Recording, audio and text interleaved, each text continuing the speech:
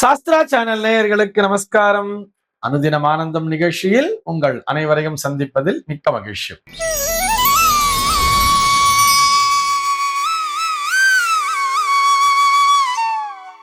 இன்று 16/1/2026 இந்த நாள் குறித்து பஞ்சாங்கம் என்ன சொல்றதுன்னு பார்க்கலாம் வாங்கோ. இன்றைய தினம் விஸ்வாவசு வருடம் தை மாதம் 2ஆம் தேதி வெள்ளிக்கிழமை. திதி பார்த்தோம்னா தேய்பிரை திரையோதசி திதி இரவு 10:22 வரைக்கும் இருக்கு. அதனைத் தொடர்ந்து தேய்பிரை சதுர்த்தசி திதியானது வந்து விடுகிறது. இன்னைக்கு நட்சத்திரம் பார்த்தோம்னா மூலம் நட்சத்திரம் நாள் முழுவதுமே வியாபிச்சுருக்கு. இந்த நாள் முழுவதுமே ஒரு அமிர்த யோகம் கூடிய நாளாக அமைந்திருக்கிறது. இதுபோக பஞ்சாங்கத்திலே வரக்கூடிய யோகம் அப்படின்னு சொல்லி பார்த்தோம்னா இன்றைக்கு துருவம் அப்படிங்கிற ஒரு நாம யோகத்தை கொடுத்திருக்கா. கரணம் பார்த்தோம்னா காரஜை அப்படிங்கிற ஒரு கரணம் காலையில 9:22 வரைக்கும் இருக்கு. அதனைத் தொடர்ந்து வணிஜை அப்படிங்கிற ஒரு கரணமானது வந்து விடுகிறது. இந்த நாளானது ஒரு கீழ்நோக்கு நாளாக அமைந்திருக்கிறது. இன்னைக்கு என்ன ஸ்பெஷல் அப்படின்னு சொல்லி பார்த்தோம்னா இன்றைய தினம் பஞ்சாங்கத்திலே பிரதோஷம் அப்படிங்கிறத கொடுத்திருப்பா. இது போக இன்றைய தினம் ஒரு மாட்டுப் பொங்கல் நாளாகவும் அமைந்திருக்கிறது. தை வெள்ளிக்கிழமை அப்படிங்கிற சொல்லியிருப்பா. இன்றைய தினம் தை மாதத்தினுடைய முதல் வெள்ளிக்கிழமை நாளாகவும் அமைந்திருக்கிறது. இது போக இந்த நாளானது ஒரு கரி நாளாகவும் அமைந்திருக்கிறது. சென்னையை பொறுத்தவரை இன்றைய தினத்தினுடைய சூரிய உதயம் என்பது காலை 6:38 சூரிய அஸ்தமனம் என்பது மாலை 5:58 சந்திர அஸ்தமனம் என்பது மாலை 3:59 சந்திர உதயம் என்பது நாளைய தினம் அதிகாலை 5:12 சம்பவிக்கிறது. பிரம்ம முகூர்த்தம் பார்த்தோம்னா நாளைய தினம் அதிகாலை 4:57 முதல் காலை 6:39 வரையில் நீடித்திருக்கிறது. சென்னையை பொறுத்தவரை இன்றைய தினத்தினுடைய ராகு காலம் என்பது பகல் 10:53 முதல் மதியம் 12:18 வரையிலும், யமகண்டம் என்பது மதியம் 3:08 முதல் மாலை 4:33 வரையிலும், குளிகை காலம் என்பது காலை 8:03 முதல் 9:28 வரையிலும் சம்பவிக்கிறது. தினாந்தம் பார்த்தோம்னா இன்றைய தினம் இரவு 1:53 கொடுத்திருக்கா. சூலம் பார்த்தோம்னா இன்றைக்கு மேற்கே சூலம் பகல் 11:10 வரையில் அந்த சூல தோஷம் என்பது உண்டு.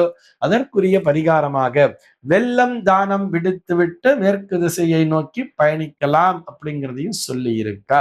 நான் உங்க அபிதா ஸ்ரீ. இது டீ டைம் இல்ல, ஸ்திரீ டைம், நமக்கான டைம், பெண்களுக்கான நிகழ்ச்சி. ஒவ்வொரு ஃப்ரைடேவும் மறக்காம பாருங்க. நமஸ்காரம். இன்றைய தினத்தினுடைய ஆன்மீக தகவலாக என்ன பார்க்க போறோம் சொல்லி பார்த்தோம்னா இன்றைய ஸ்பெஷாலிட்டியை தான் பார்க்க போறோம்.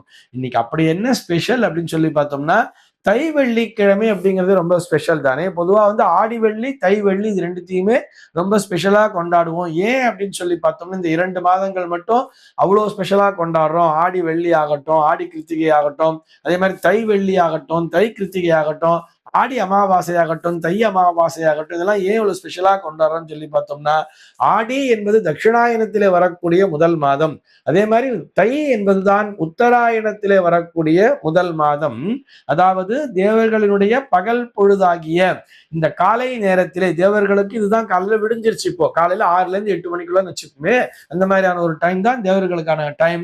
அந்த பகல் பொழுதிலே முதல் மாதமாகி இந்த தை மாதத்திலே வரக்கூடிய முதல் வெள்ளிக்கிழமை. அதனால இந்த தை வெள்ளிக்கிழமை ரொம்ப விசேஷமா சொல்லுவார். அதே மாதிரி இன்றைய தினம் எதேச்சையாக ஒரு மாட்டு பொங்கல் நாளாகவும் அமைந்து விட்டது.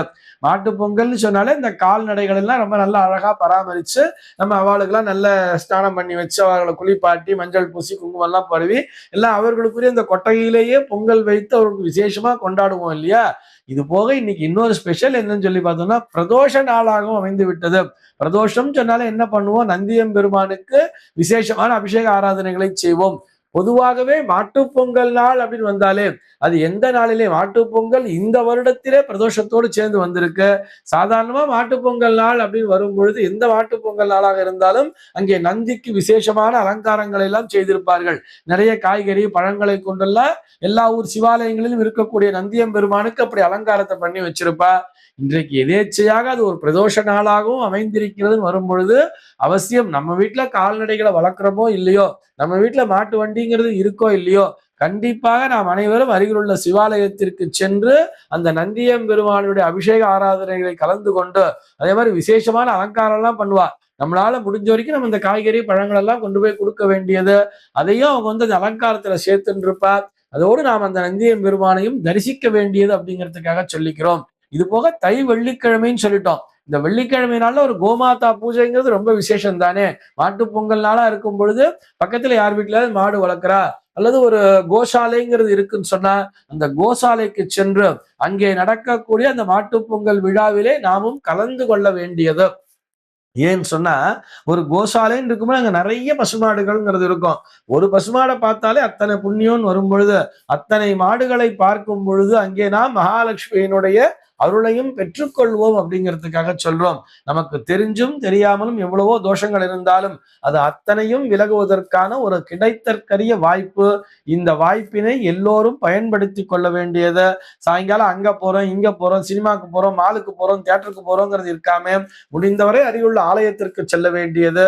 இல்லைன்னா பக்கத்துல இருக்கிற கோசாலைக்கு கூட போய் நம்மளால் இயன்ற நம்ம இன்னொரு அகத்திக்கீரை வாங்கிட்டு போய் கொடுக்க போறோம். இல்ல நம்மளால என்ன முடியும் ஒரு புல்லுக்கட்டு வாங்கிட்டு போய் கொடுக்கலாம். இல்லைனாலும் அவர்களுக்கு அந்த டொனேஷன்ஸ்ங்கிறத கொடுத்துட்டு வரலாம் இல்லையா. அந்த பசுமாடு பராமரிப்பிற்கு அந்த டொனேஷன்ஸை கொடுத்துட்டு அந்த மாடுகளை தரிசித்து நமஸ்கரித்து விட்டு வர வேண்டியது.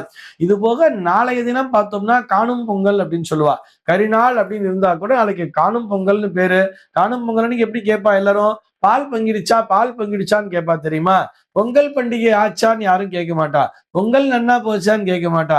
எப்படி தீபாவளி அன்னைக்கு கங்கா ஸ்நானம் ஆச்சான்னு கேட்பாளோ அதே மாதிரி நாளைய தினம் ஒருத்தருக்கு ஒருத்தர் பரஸ்பரம் அந்த பொங்கல் பண்டிகையை பற்றி விசாரித்துக் கொள்ளும் போது எப்படி கேட்பா, பால் பொங்கிருச்சா அப்படின்னு தான் கேட்பா.